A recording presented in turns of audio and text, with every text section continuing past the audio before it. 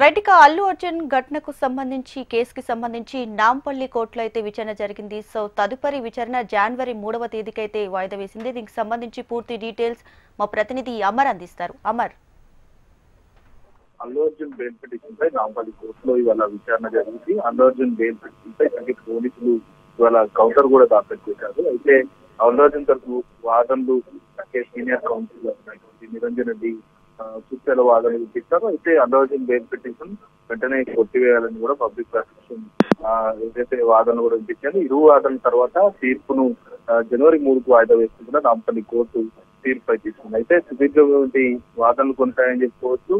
వెంటనే అల్లు అర్జున్ ఇప్పటికే ఆ బెయిల్ సంబంధించిన రూల్స్ కూడా ఏవి పాటించట్లేదు.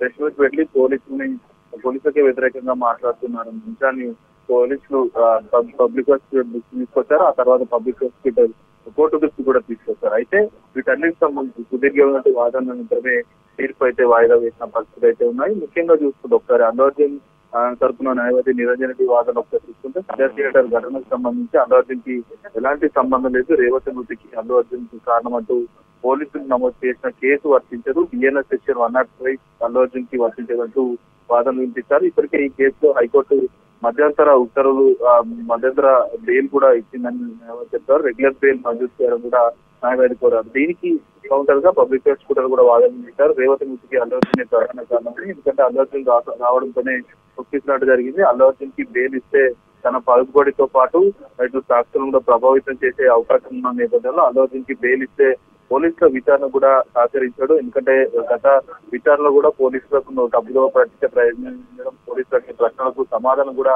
కొన్నిటికి చెప్పకపోవడంతో ప్రస్తుతం అన్నిటి అంశాలకు సంబంధించి ఆ పబ్లిక్ ప్రాసిక్యూటర్ వాదన కూడా వినిపించారు. అల్లు అర్జున్ దాఖలు చేసిన బెయిల్ పిటిషన్ వెంటనే కొట్టేయాలని పబ్లిక్ ప్రాసిక్యూటర్ అయితే వాదనలు అయితే వినిపించారు. అయితే సుదీర్ఘ వాదన అనంతరం కూడా ఈ కేసు మొత్తం కూడా ప్రస్తుతం జనవరి 3కి అయితే వాయిదా వేసింది.